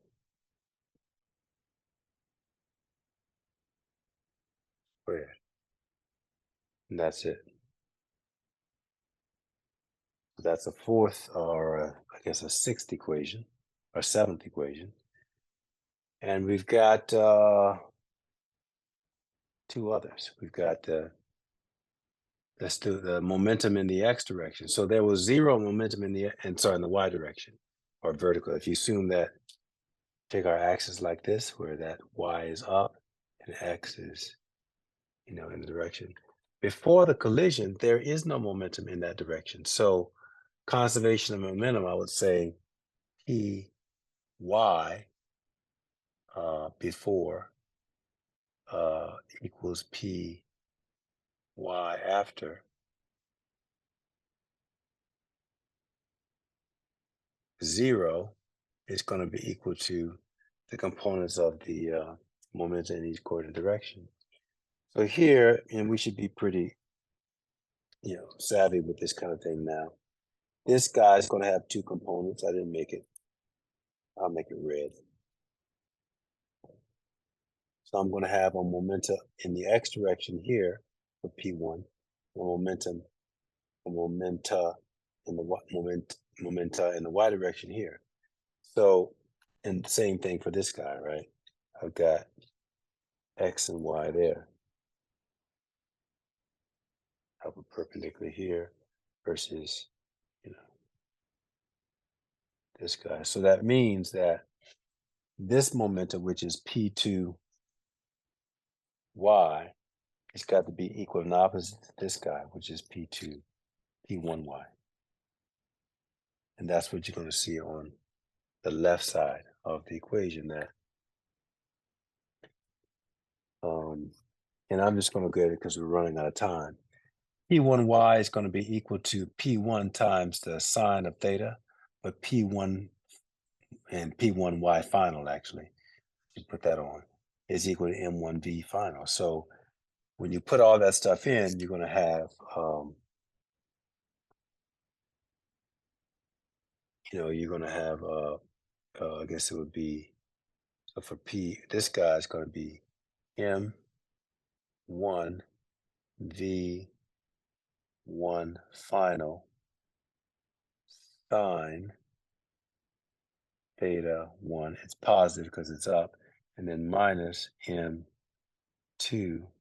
V2 final sine, actually it's theta 1, sine of theta 2. And that's going to be the conservation of momentum in the y direction for that problem. This whole thing here is conservation of energy. It doesn't have a direction, remember, it's a scalar quantity. And then for the x direction, this momentum, right, is before, so I'm just going to write it out. And that's going to be mass 1 times initial velocity 1. That's going to be equal to the two components, P2x and P as a P2 final, or as a P1 final x and P2 final x. which are going to be M1 V1 final cosine of theta 1 plus, which is in the same direction, M1 V2 final cosine of theta 2.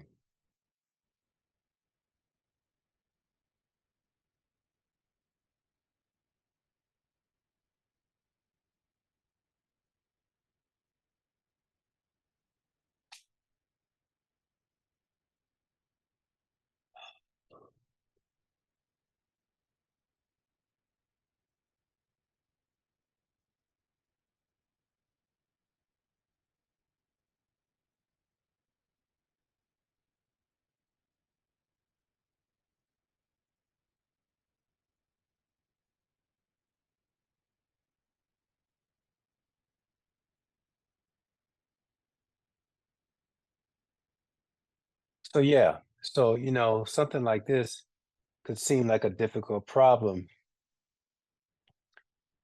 Let's say that I just gave you the initial velocity of this ball and maybe like one other quantity, like maybe an angle, or maybe just the final velocity of ball one. Well, you can't do, and I asked you to find theta one, so you have the initial velocity of ball one, the initial and final velocity of ball one. That's all you have. Find the angle of ball one after collision, the angle of ball two after collision, the angle of ball, the velocity of ball three after the collision. That might even be too much. Yeah, yeah, that's a little bit. That's not as difficult as it could be. I could just give you one velocity and that's it. I could say give you, what's give you the initial velocity of ball one, and then ask you to find all the other four parameters. That's like the hardest type of problem you would see with something like this. Theta one, theta two, V1, and V2. If that's all I give you, you can't do the problem with just doing just the physics. There's no way, because you have four unknowns and this is only three equations. So there's no, and a lot of people don't see that, if when they're novice, because and so it's you're ducking, so you just end up trying to do it and you just get stuck in these loops. Believe me, because I'm speaking from experience. I hope my undergraduate trauma is not coming through. Uh, But Professor, yeah, sorry to interrupt you. Really quick for uh, your for the law of sines, shouldn't it be the side of the triangle like side one over sine of the first angle? It's I in didn't think it mattered. It could be the reciprocal as well, as long as they're still going to be equal. I could flip everything. Sure, I could do like P2F over sine theta one. Sure, but yeah, I does guess the they would still be equal to each other. Yeah. yeah. Okay. But good point. Yeah, it's a fine point. But yeah, yeah, I don't remember how it's formally written down or whatever. But I don't think it matters. So I just write it however I Yeah, I think formally feel it's in the moment. the side over the sine of the angle. But isn't this the same thing though? That's what I'm saying. Um, yeah, technically they would still all be equal to each other, even if you did the reciprocal. I don't see why it wouldn't. Yeah. You know what? I always assume it, but maybe it does make a difference. I don't know.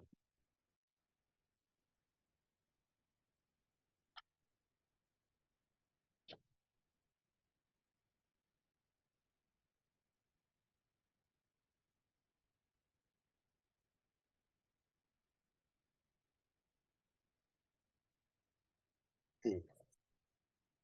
Hey Siri,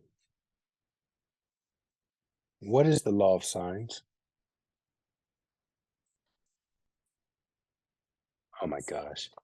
I don't know what it is about me, the way I speak. Siri can never understand me. Stop. Hey Siri, what is the law of sines?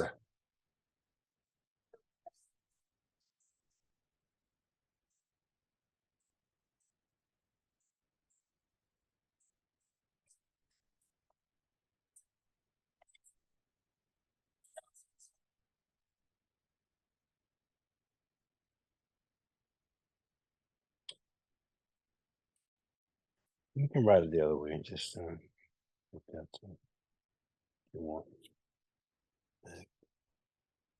Just look here.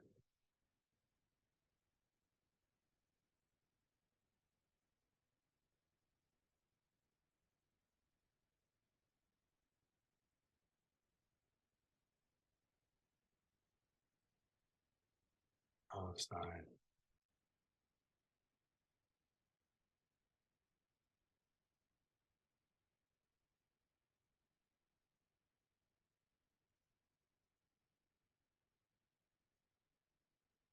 You know what? Maybe. Maybe I should write it like that. Let's just flip everything. 'Cause you're right. Like it's funny. I haven't really seen it Yeah, it's just differently. formally written that way, but like I'm trying to look at it, and if you flipped it, if as long as you did the same thing to all of them, they Yeah. should still be equal to each other. Yeah. But you know what? Whatever. Let's just flip it. I'll do it from that point on.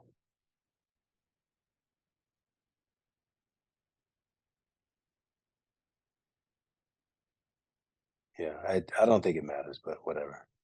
If it doesn't matter, why not do it?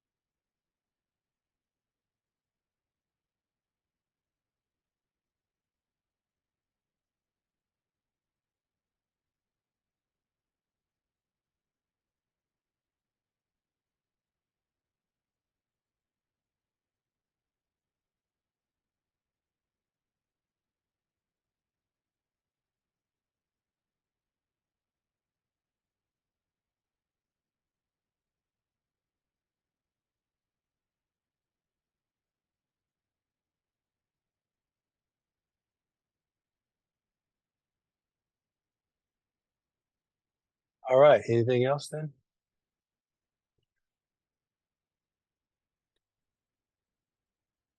Anything else?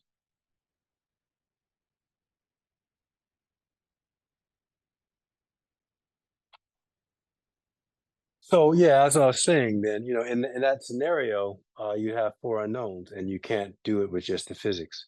So you'd have to use, and it would look like you were underdetermined. But in fact, if the one ball was stationary, you've literally got six other equations here that you can use in conjunction with any of these. So just keep that in mind, because this is the kind of problem that you might see like on a standardized test, like the G, like the you're trying to get into grad school, and they might have something like that, where if you didn't know the deal, then it's like some crazy, either you can't solve it with the information given, or it's some really crazy, you know, convoluted way that you'd have to do it if you didn't realize you could use the geometry in this way. So, but if you know that, then two-dimensional collisions become somewhat trivial, actually. Okay.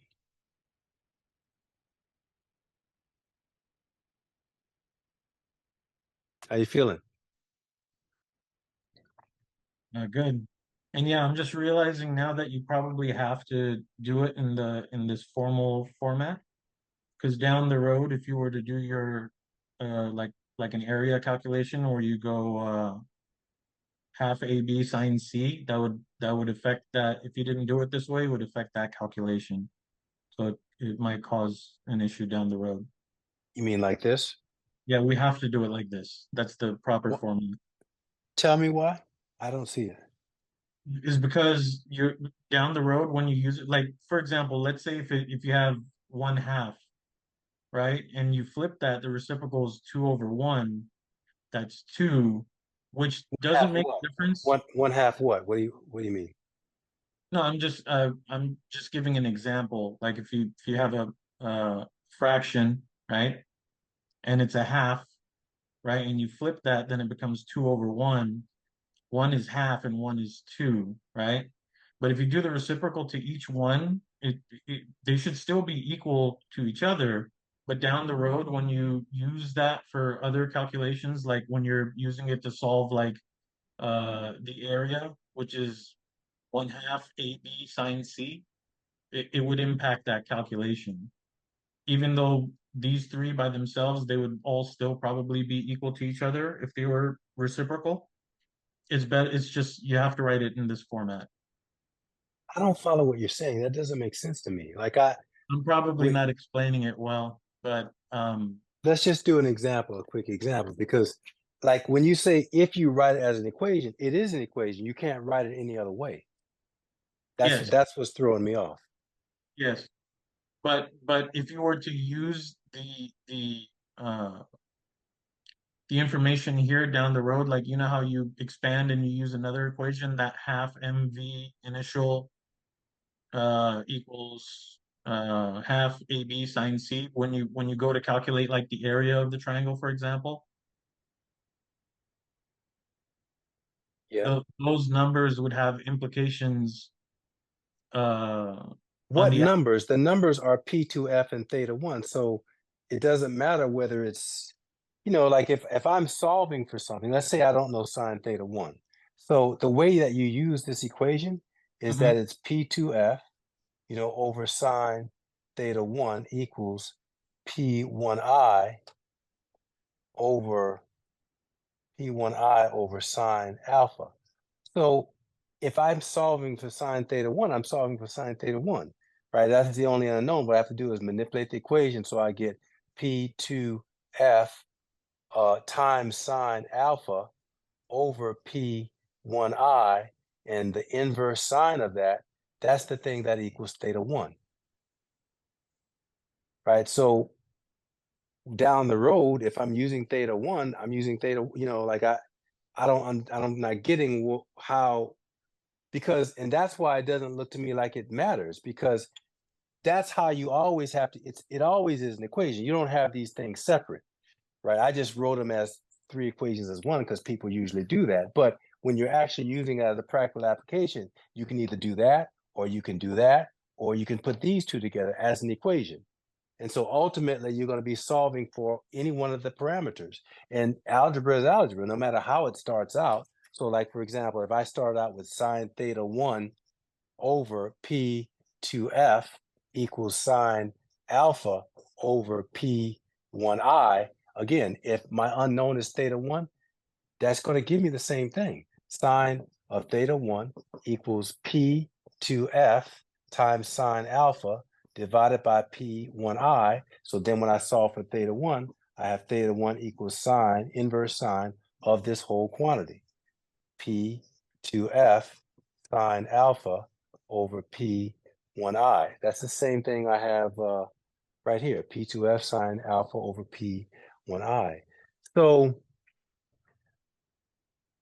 maybe that's why I don't get like what scenario down the road if I wanted to use this quantity or this term and whatever I'm doing. Let's say if you had two sides that were known, and then you had one side that was unknown, and then you needed to, I don't know, calculate the area of the triangle. I mean, this guy here. Yes. Okay, so I don't know P2F, so I'd have to find P2F some way. Okay. Yeah. And then the way you would do that is you would set up the law of sines, um, and then the area would be given by 1/2 uh, times side A times side B, and then times the sine of C, sine of the angle of C.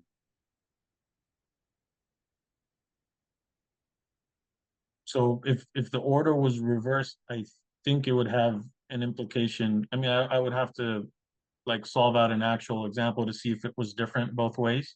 But I think it would have I think it would affect the outcome of that calculation.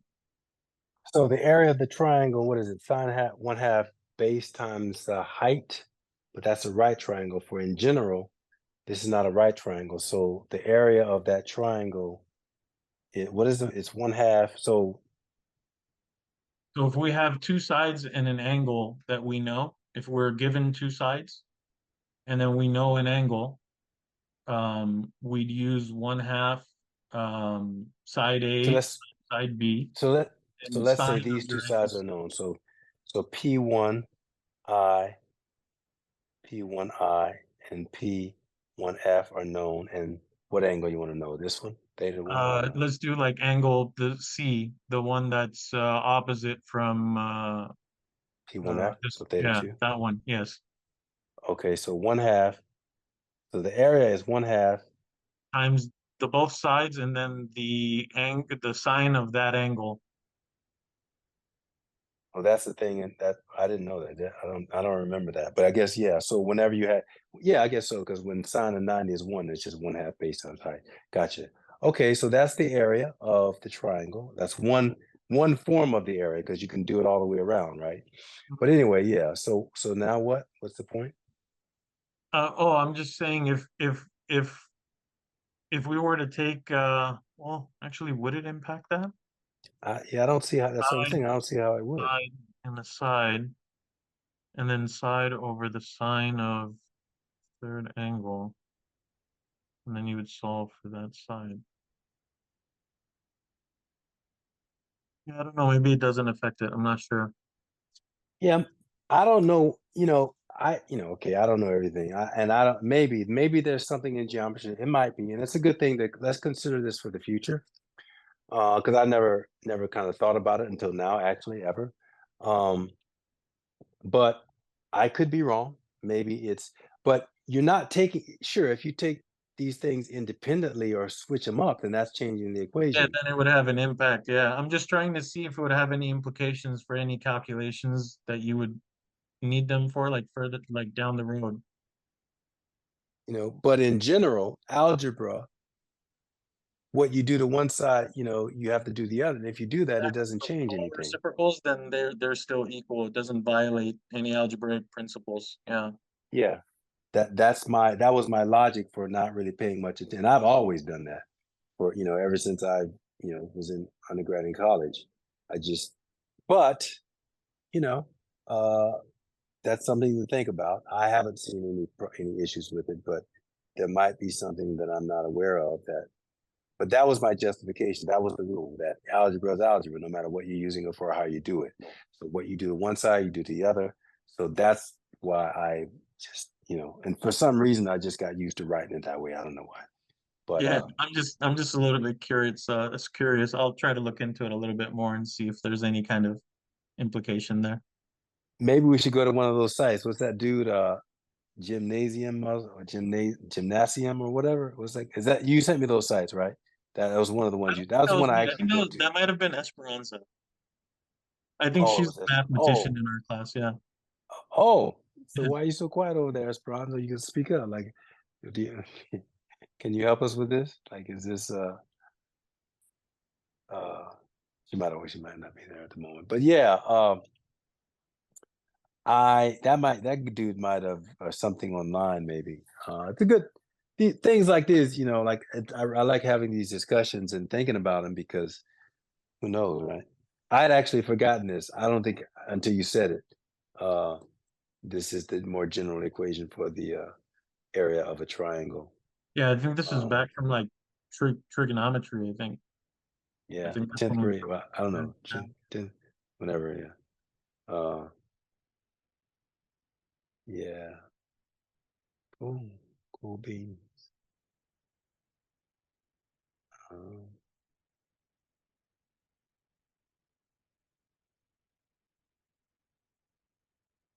hmm. Awesome. Okay. Yeah.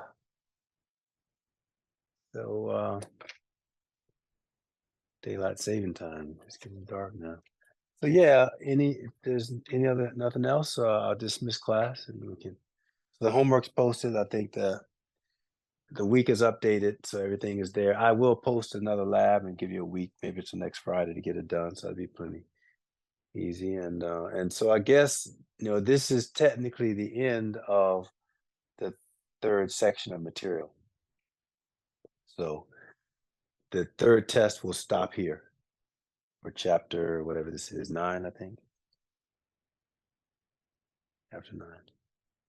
All right, and it will include the last three. Well, it's always comprehensive, but focusing on the last 3 chapters: work energy, um, conservation of energy. Second chapter and then this chapter, which is linear momentum, impulse, and center of mass. All right. Anything?